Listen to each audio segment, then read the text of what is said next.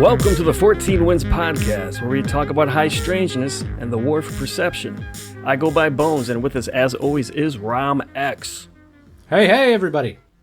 Hey, Ram.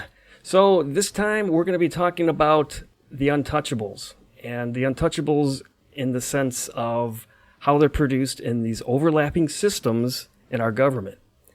They're intelligence adjacent. They involve procurement secrecy, the all-knowing revolving door that we talk about a lot, and failures in accountability. So Epstein is a case study in how protection works, even when the crimes are known. That's right. That's kind of what makes them untouchables, is that we all know they did it, and there's tons of evidence, and yet we're not seeing them being investigated by authorities. And even in the public, people are telling us to stay away from talking about them or talking about their crimes. Right. And that makes them untouchable, right? But I wanted to start with more of a question, because this is a unique genesis for an episode. You texted me out of the blue, hey, can we do this? This connects to this, which connects to that. And I said, I immediately saw where you were going, but I was like, I don't know if the audience will. And I was talking to someone at the time, and I said, if we were to do a show about this, would you understand what this is? The person immediately said, oh, yeah, that'd be a good show. So they got it right away. And I was like, okay, maybe the audience will get it right away and see where we're going. But on that note, I wanted you to explain, what drew you to this? Obviously, we're talking about, previous episodes, we're talking about perception and who controls that perception and all that. And then also talking about, of course, Epstein and what's becoming very visible is this untouchable class of people.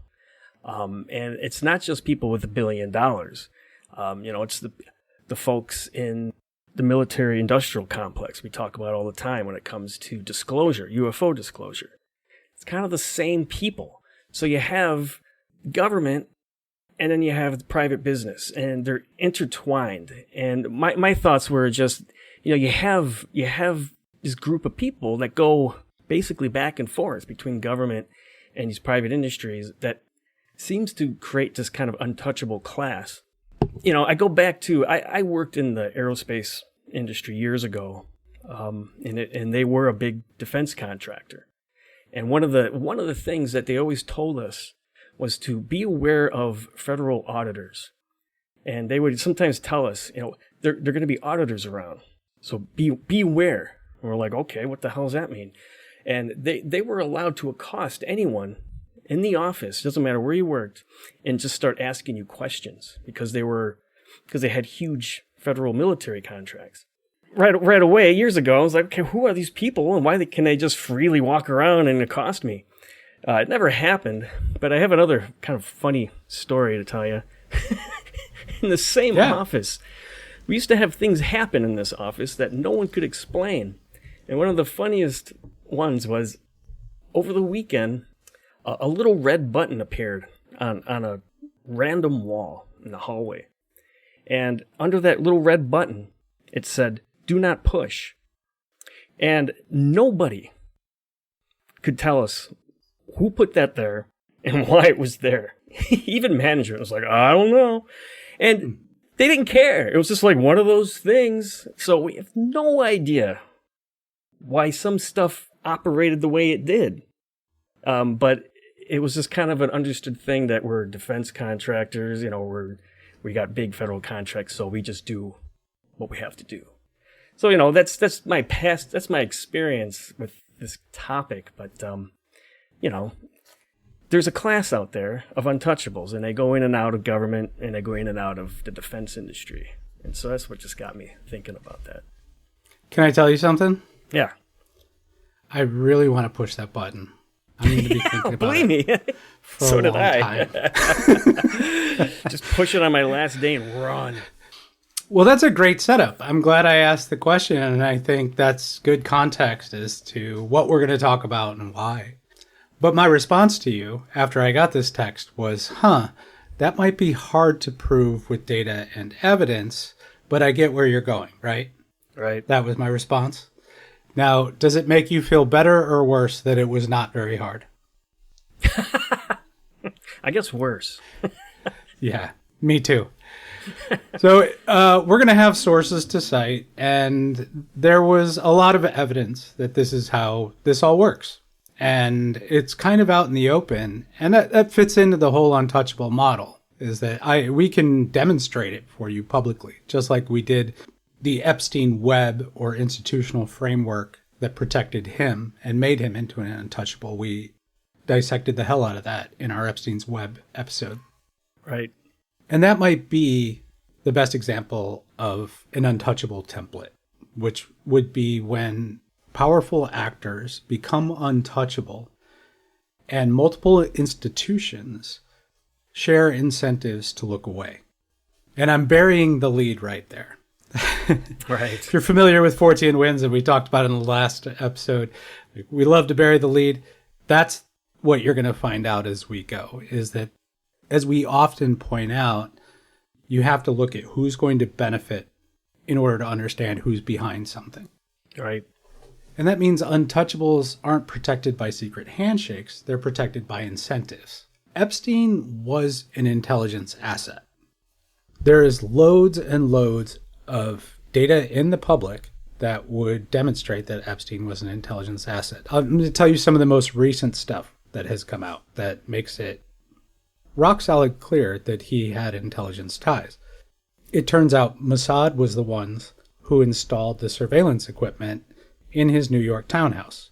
Right. Been reported, publicly acknowledged. So that is a direct tie. He had intelligence surveillance equipment in the townhouse where these powerful actors were coming and performing nasty things with sometimes people who were underage. And then there was all those CD-ROMs. What happened to those? Yeah. With the names and the binders. And we keep saying, what happened to those? So those things disappeared. And now it's a kind of an open secret, isn't it? Like that he was definitely tied to Mossad. And then you have the contacts with Ehud Barak and numerous others. There were just loads and loads of intelligence contacts, Robert Maxwell's and then Ghislaine Maxwell. I mean, they were all neck deep in it. Yeah. And then I want to point out one more thing. I don't know that it gets mentioned that often, but there was a former intelligence asset or spy, an Israeli spy named Ari Ben Menashe. And he came out years ago and said that Epstein was an intelligence asset and that he and Ghislaine Maxwell had picked up the operation that Robert Maxwell was running. Ari Ben Menashe is a bit of a controversial character, so no one really knew how to take it. But so far, everything that he's said has been true. Now, I think he also was working for an Arabic country when he said that. So he had motive to lie, but he also had motive to tell the truth if they were paying him to tell the truth. And so we've just been waiting to see. Just like we always say, sometimes the only way to put the evidence to the test is to let time play out. And as time has played out, Ari Ben Menashe's statements on Ghislaine Maxwell and Jeffrey Epstein borne out.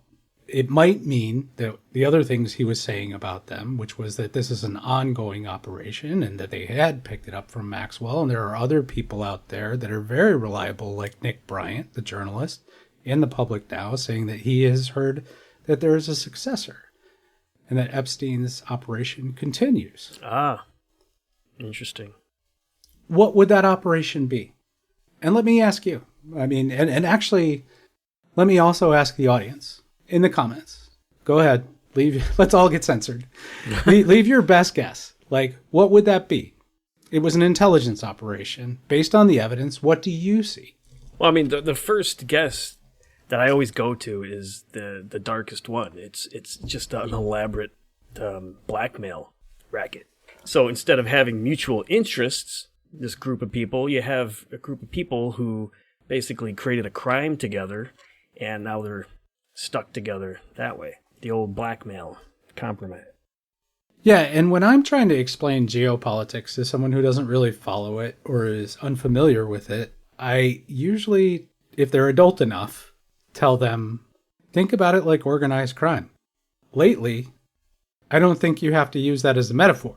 I mean, it's basically organized crime. Yeah. There's blackmail at the very top. We have that all publicly known through the Epstein files. And then there's might make right. There's, the U.S. going around doing whatever it wants just because it's got the guns. And then there's Israel wielding the U.S. like it would, a mobster. Like it all works exactly like organized crime. During the best of times in the U.S., we try to rise above that. Right. And that's why they say character matters when you talk about leaders. That's all that matters. Yeah. This stuff about parties or left or right ideology or culture, those are vulnerabilities. Like what we talked about last time in the PSYOP episode, what's a vulnerability, what's a susceptibility? The biggest vulnerability everyone has in the American public right now is their hatred for the other side, the so-called other side. Right. You go to the park, they're not your enemy. Right, they're not the other side. All of a sudden you get online and they're evil. Right. What happened? What happened? What changed? They just released this study. It's been in the news a bunch this last week that showed that Americans think that their country is the most evil of all the countries. Oh. It was like 52% of Americans think that other Americans are evil. Wow. Yeah, that's sad. That's our self-perception. That didn't come from you going to the park or the store. That came from you getting on Facebook or YouTube or the algorithm. And if you can't handle it, that it's a foreign nation that's getting involved, then just blame the computer. I don't give a crap. Right. I have to agree with this listener who left us a nice note and told me something I needed to hear in that moment, which was to hell with the niceties. Like, enough. I mean, we all know that this war was started because Israel decided to go in first. That's what Marco Rubio said before he tried to walk it back. That happened. And no one can walk it back. It's too late. Right. And then we also know that there were meetings for weeks beforehand with the Saudis and the Israelis. And the Saudis wanted the war so that they could become the sole provider or main provider to China of oil and gas. Right. This got Iran out of the way. So look, going back to what I said, it works like organized crime. Geopolitics works like organized crime, and sometimes, unfortunately, exactly like it. Yeah. And what does organized crime have? They have the untouchable goons that are in the shadows doing illegal tasks sometimes, most of the time. And we're not chasing a conspiracy here. We're chasing a protection structure. Right. If these guys are essentially mobsters, as Epstein was, I would argue as Trump is. Right. And he's kind of come out of the closet with that. I don't see too many people fighting us on that. But if you disagree, you disagree. That's fine. Right. I find it funny that when we call for Clinton to go up there and testify, we're not called political. But when we call for Clinton and Trump, we're called political. Right. Yeah. So in this context, can we define an untouchable? I think we can, and we're going to have to in order to analyze it. So operationally, I think an untouchable is someone who has elite access. They operate in opacity. They are in the dark. They work in the shadows. They're deceptive. They benefit from institutional hesitation and loopholes and the use of their money to exploit those loopholes.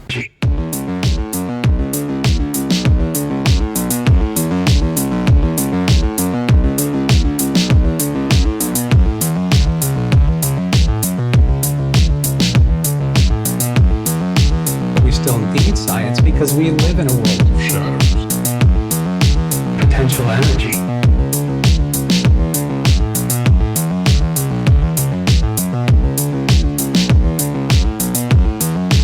We still need science because we live in a world of shadows.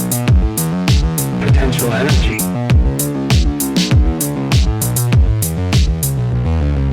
We still need science because we live in a world of shadows.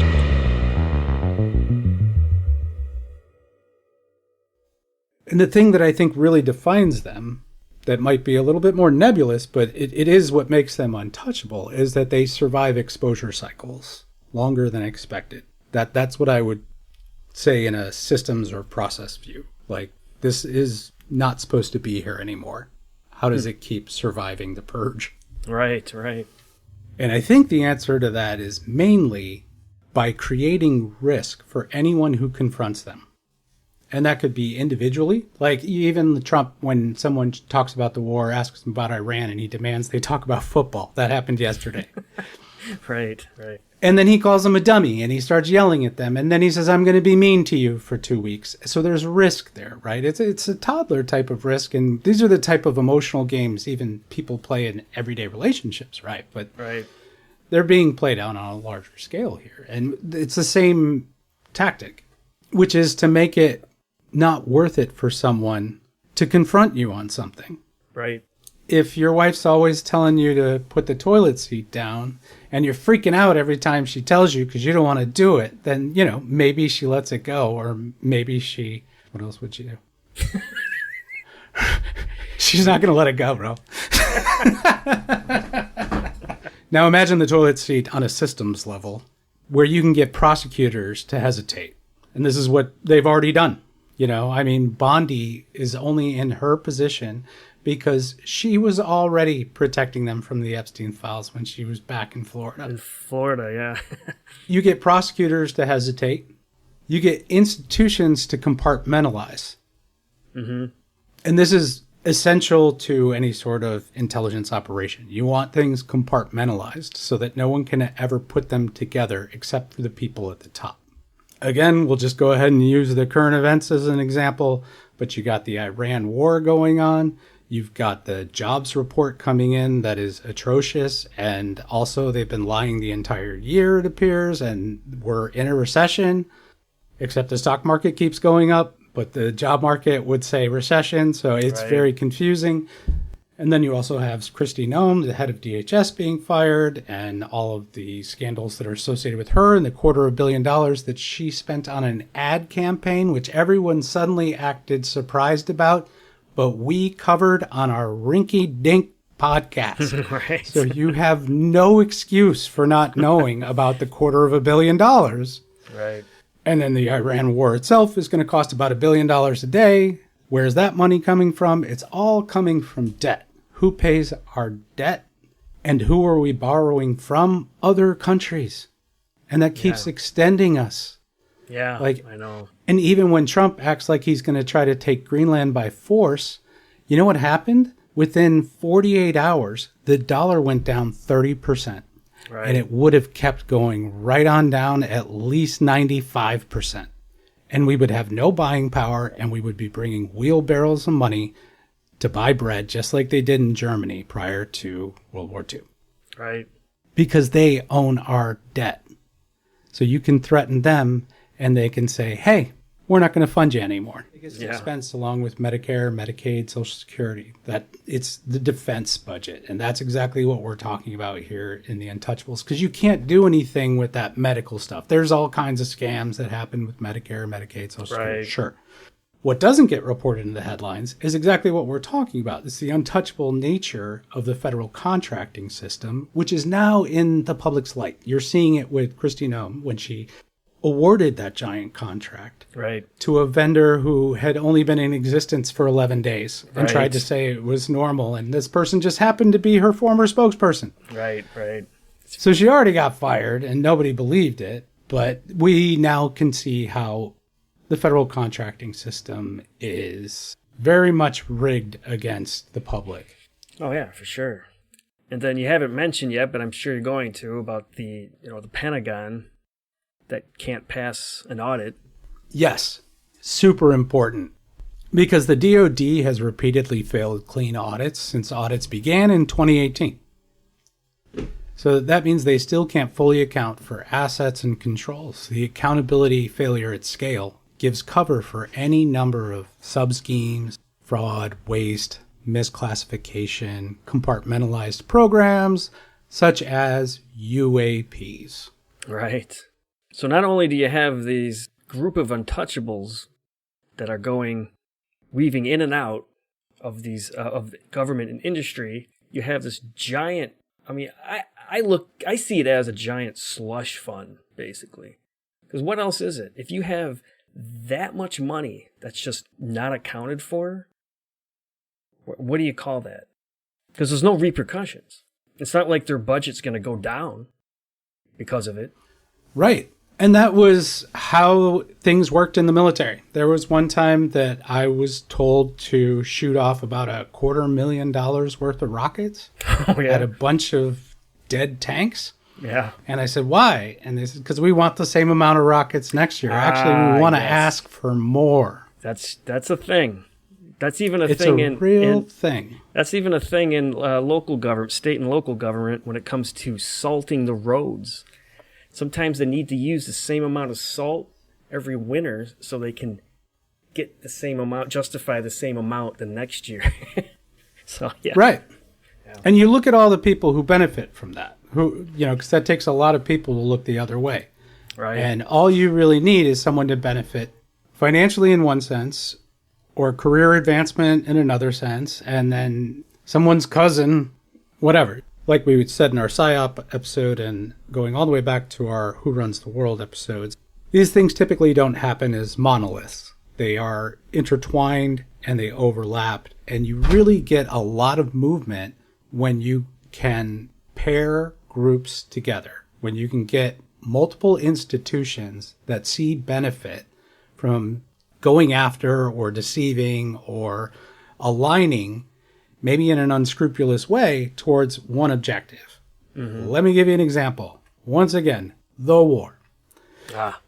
We already mentioned that you had the Saudis with major benefit. You had the Israelis with major benefit. The Saudis gave Jared Kushner a couple billion right before this.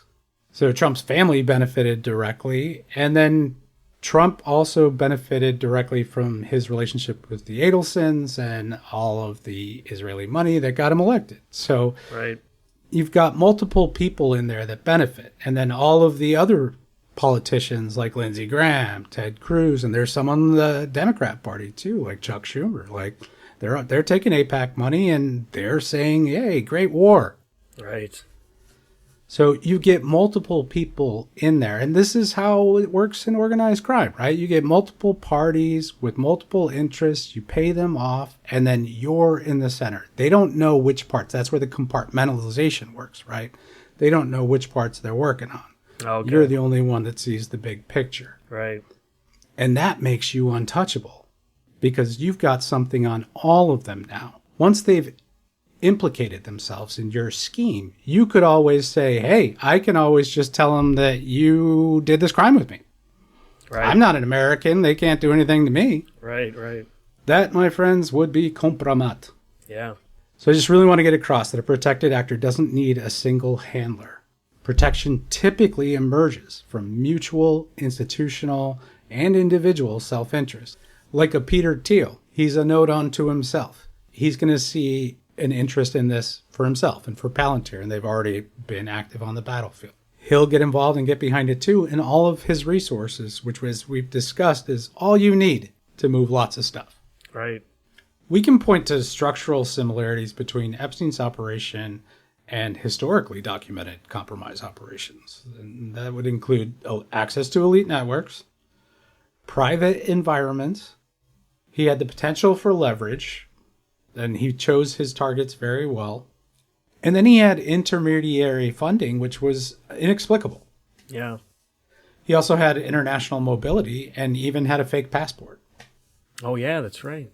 So what would be proof that Epstein was an intelligence asset? What would constitute proof at this point? Is it the CIA telling you that? Is it the CIA and Mossad having a joint press conference to tell you that? Yeah, right. Because I don't think that's going to happen. No. I think at some point you have to believe the evidence. And this is why we create a standard like we did for high strangeness, because we said you have to do this before you look at the evidence so that you can't stack the deck, right? Right, right. But if we qualified this as having access to elite individuals, like we said, having surveillance equipment, having ties to intelligence, having witnesses say you were a part of intelligence, then all of that's there. Would that be enough to convince a court? Yeah, I think absolutely. Would it be enough to convince a jury? Yeah, I think it would. So at what point do we say it's proof? Right. And his connection to the intelligence community was the number one factor in his untouchable status. It had to be.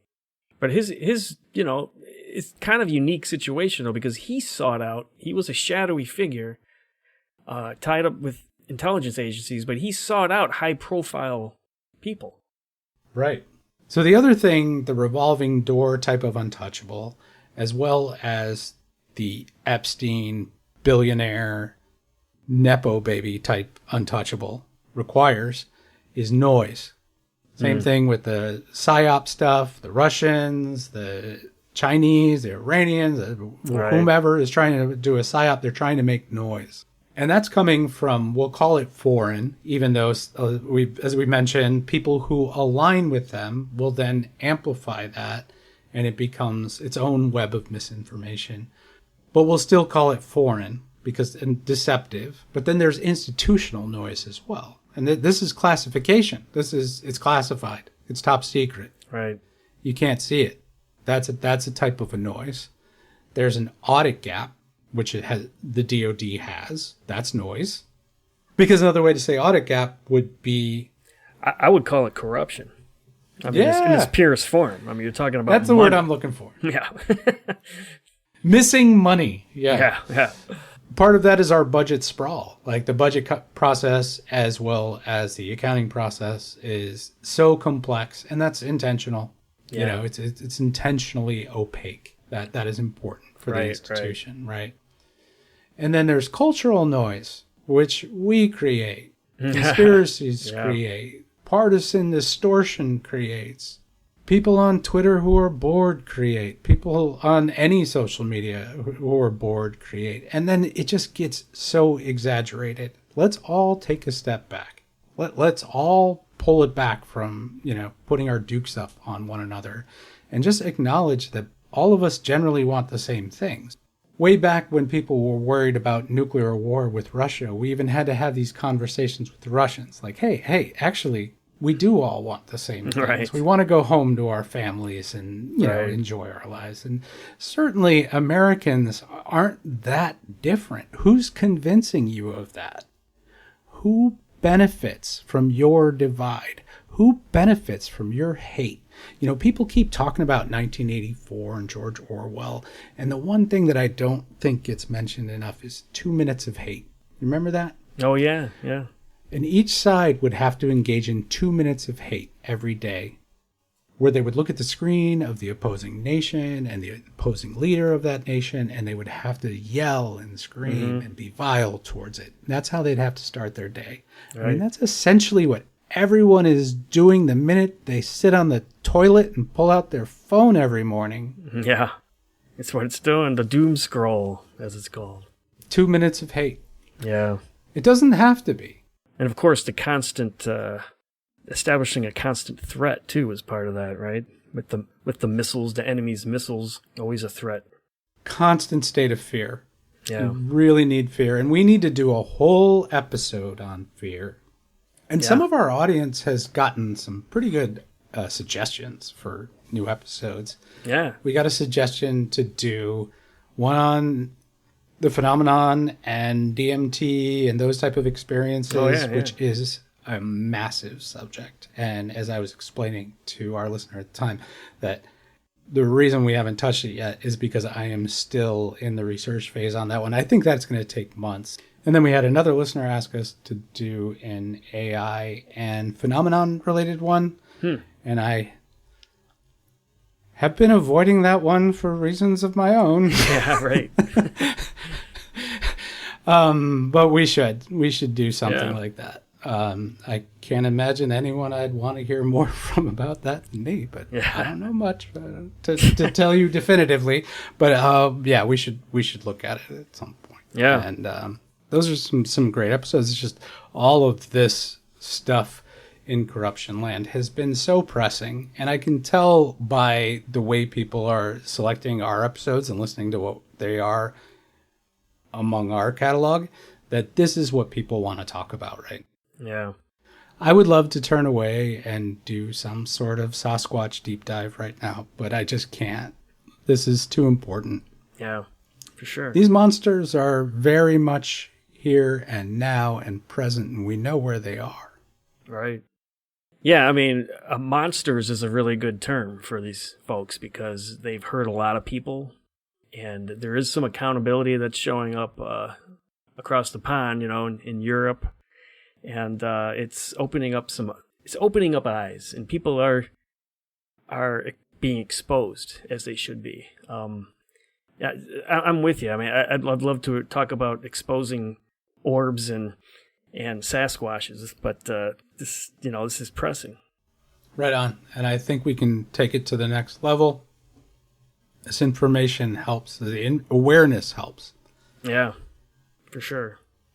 But hey, Bones, you started this one off, and I just want to make sure that we had all the notes that you wanted to hit, and I hope it made sense to everybody out there. Yeah, I think so. I understand that, especially when we're talking about the early 90s, and we're talking about the late 80s too, is that, that was the fall of the Cold War. And I understand that there is a spy game that goes on internationally.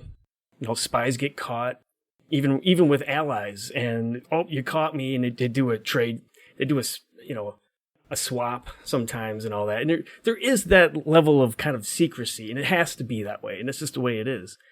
I have a feeling this topic is kind of a historical thing, because if you think about when all this started to happen, it was like a reset in the intelligence agencies in a way, because you had the fall of the Soviet Union, and then you had the spycraft that was kind of reformulating. And I think that Epstein got in there at a time after the Soviet Union and after this spycraft, and kind of took advantage of it and ran away with it, and is basically showing a different model of spycraft that just turned into a horrible situation. Yeah. Why are the Epstein files missing from 1999 to 2001? Right. 1999, which would have been 2 years before 9/11. So why before? Yeah. Yeah, good question. Yeah, I think we're not going to let that one go. Yeah, definitely. That's a good thought for a future episode, for sure. Hey, everyone, thanks for listening to this one. Yeah, thanks for listening, y'all. Yeah, and of course, I always mention it, but make sure to check out our website at ForteanWinds.com. Take care.